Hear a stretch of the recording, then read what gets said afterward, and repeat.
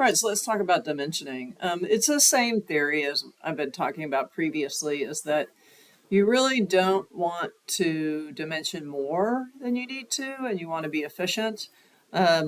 Sometimes I will duplicate dimensions in elevations that I haven't planned in case they're looking here and they need to be able to see everything at once. Like if they were looking here to get the elevation and then they have to go back to the plan to get the distance off the wall, then that's kind of a pain. So most of the time you're kind of looking for vertical elevations here, right? Because that's something that does not typically, you can't show in a plan. I mean, you can call it out, but you can't show it visually. So let's see here.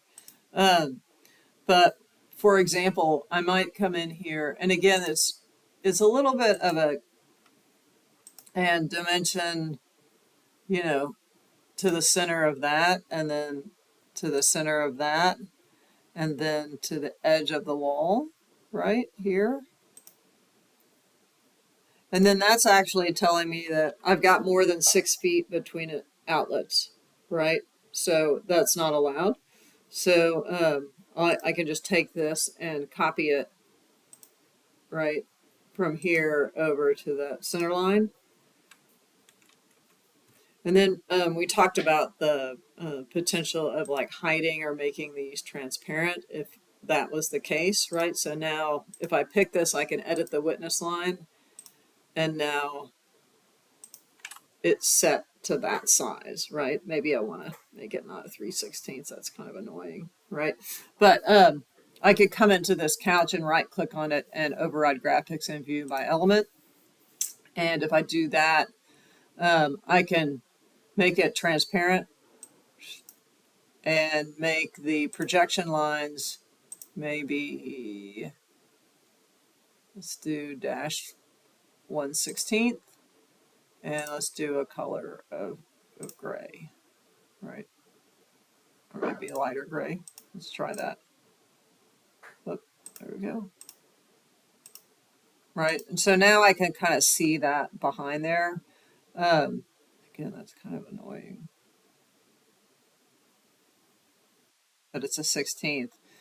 Sometimes in this case, I might even round it. Or you could just dimension it in plan and delete these, right? And then let's align with the center of that, right? So they're all centered. So that's basically what you're going to do when you dimension. You don't need to over dimension again. I'm still using center lines. One thing that's nice about Revit is that since you're working with a 3D model, if you move something, then it moves in plan and elevation and everywhere else, right? So let's make this guy the same as the other ones. I think they're all 20 degrees, right? Yeah. So so that's basically it. Again, there's this there's the wall tags, the generic annotation tag. So let me delete this. This is a material tag.